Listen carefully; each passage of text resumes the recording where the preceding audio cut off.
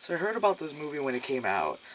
I didn't get a chance to see it until recently, and I was told it was really, really bad. And I just thought to myself, oh, with this kind of title, isn't it based off of Shakespeare? How do you fuck off Shakespeare? Apparently it's not. Anyway, I'm talking about Winter's Tale.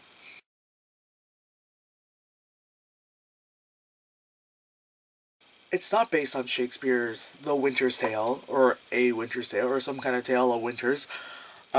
It's written by someone from like 1996 or some shit. It's some like romance novel about craziness. So the movie starts out, you're in New York in like the 1910s, and it's like the guy from White Collar, and he's apparently Colin Farrell's dad because you figure that out. And it was like this weird thing of like, well, we can't, like, you can't bring your child with us. They're like, all right, so can we leave our child here? Like, what? Like, all right. Anyway, flash forward to several whatever. Fast forward a bit. Actually, yeah, it was like the 1800s then. Whatever. Anyway, fast forward to about 20s or something, and Colin Farrell's full adult. He's running away from Russell Crowe and people, and all of a sudden a horse appears. All of a sudden he's just like there, and it's Shadowfax. Sweet. And he looks at the horse and goes, "Hey, horse!" And he addresses that horse by the name Horse the entire time. He doesn't even make up a name for him. Doesn't even call him Whitey. Doesn't call him like Snow because he's white, or like try to figure out like a nice like, name for him. No, just calls him Horse. So anyway, he gets on the horse and immediately flies over Russell Crowe's people. And Russell Crowe looks at the other police officers and goes, "He's got the horse." Alright, thanks for letting me know. The movie just started. He got the horse. Apparently, they didn't want him to get the horse, but he got the horse. And Russell Crowe plays like an Irish cop, because it's New York, it's back in the day. They're all Irish cops. But his Irish accent is so bad, he sounds like Seamus from Family Guy. He's like, "Oh, me father was a tree," like that kind of accent, because this is totally, Irish and all that stuff. "Oh, dagger mouth," like literally that kind of like, like, no. Russell Crowe has this strange ability of taking a bunch of rubies and stuff, moving them around on a table by the windowsill, and when the light hits it perfectly, you can find the Ark of the Covenant. Yeah, the girl needs to be very cold because she has a fever, and of course, the only cure is not cowbell.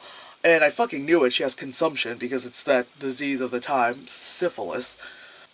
And so Colin Farrell's horse decides to take him to some really nice house somewhere, like north of Manhattan. And I guess he's a thief because the cops were chasing him. He gets up to like, the roof of the house, and there's a tent up there because that's where they keep Consumption Girl at. And he tries to, like, rob their safe, and the girl finds him because no one else is home but the girl.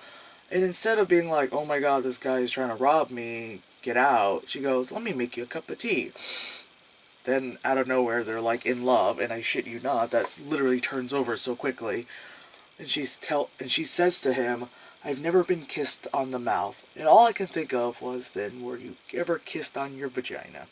So Colin Farrell saves the girl from Russell Crowe. They ride through Central Park, then flies onto the Hudson River. But and the horse, garners wings, but it doesn't even look like actual wings, like with feathers. It just looks like it's made out of like cellophane. It's not cute. Will Smith plays the devil, and I think he's wearing like a Jimi Hendrix shirt, but I'm not sure. But then again, this is still taking place in the 20s. But he's the devil, so why not have a Hendrix shirt if you want? Halfway through the movie, they go to a ball where there's a mini dance montage thing. And afterwards, they fuck, and I write in big letters, "She has consumption. You gotta put your dick in that. Ain't got no condoms." Yeah, under she has consumption, I wrote down, "You more than fucked now."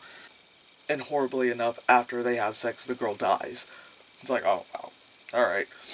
Flash forward to the present time. Colin Farrell's still alive, because he is. Like, some kid tells him, "Look, there's a star." I don't see it. I don't see a star. It just looks like a cloudy night, but sure, why not? And since he's been bumming around for like 100 years, just drawing these sidewalk chalk drawings because. But then all of a sudden, meeting this little girl, he suddenly remembers out of nowhere because, plot convenience. It's like the plot convenience of fucking soap opera. So then there's like exposition through microfiche, because because that's what I want in a movie. Exposition done through microfiche. He meets this woman who, oddly enough, he like ran into at Central Park when he was still kind of hobo-y, and then he got less hobo-y. He's trying to find information on stuff in the past, and the woman goes, "Oh, let me take you to this thing," and she then goes with unnecessary, exposition instead of going into the office and having the secretary go, "Oh, hey, blah blah," like 'cause knowing if they work there. She goes, "Hi, I work here at the newspaper." Oh, you couldn't have shown like the establishing shot of the building, or even like you get on the floor, you'll see it say like like New York Times. Let's just say you go in, and the receptionist could be like, "Hey, Julie, how you doing?" Done, right? Nope, nope. Had to be like, "I work here at the newspaper." So apparently, like all of a sudden, this movie's about miracles. Didn't know this movie was about miracles. Thought it was about Colin Farrell finding a magical horse and being a thief. So apparently, the consumption girl, loved Colin Farrell so much that was her miracle.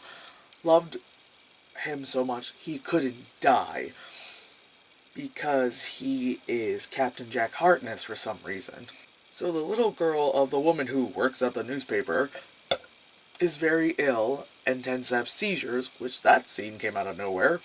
When the little girl's lying down recovering from her seizure, that's when he realized, oh, that person I've been drawing this whole time isn't a consumption bitch. It's actually you. It's the little girl with the red scarf and her hand. And that's his miracle. Is that the fact that he had to stay alive for 100 plus years just so he can help them. So of course, while they're at the lady's like home, of course Russell Crowe shows up out of nowhere because why not? So she's like, "We gotta go." Instead of being like, "Let's run away, let's go up to the roof," and the horse shows up, and Colin Farrell goes, "Hey horse," because still he has not given the horse a name. Not after 100 plus years, and by then I wouldn't have been surprised if the horse would have actually started talking. It didn't, but again, I wouldn't have been surprised if the horse started to talk because this movie didn't make any goddamn sense. So Colin Farrell kills Russell Crowe. Russell Crowe turns into ice when he dies. You get back to that big ass house the consumption girl, lived in, and in the greenhouse there was like this lovely bed and yada yada. They put the dying little girl on it, and through him holding her and then a teardrop falling on her skin, she ends up waking up again and not being sick anymore because that was the movie. That was the movie. It's so ridiculous. It doesn't make sense. Like, just, I can't, I can't. You're thinking it's about, like, I don't even know what you can even think it's about. It just doesn't make any damn sense. And then all of a sudden it's like, Russell Crowe can also stay alive, but, he's working with the devil. He's working with Will Smith. So I guess he's getting his, evil demon powers or something. But he gets turned into ice after he dies. So it's like, what is he? And then, and how does he suddenly just lose memory?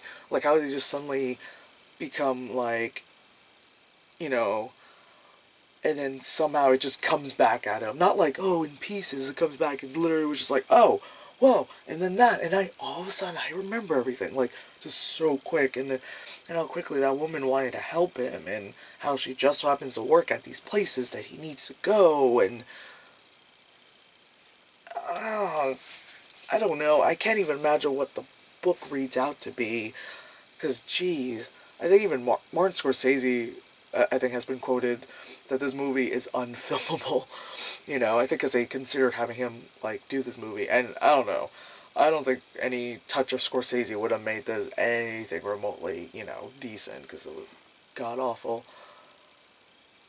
But, yeah, that was Winter's Tale.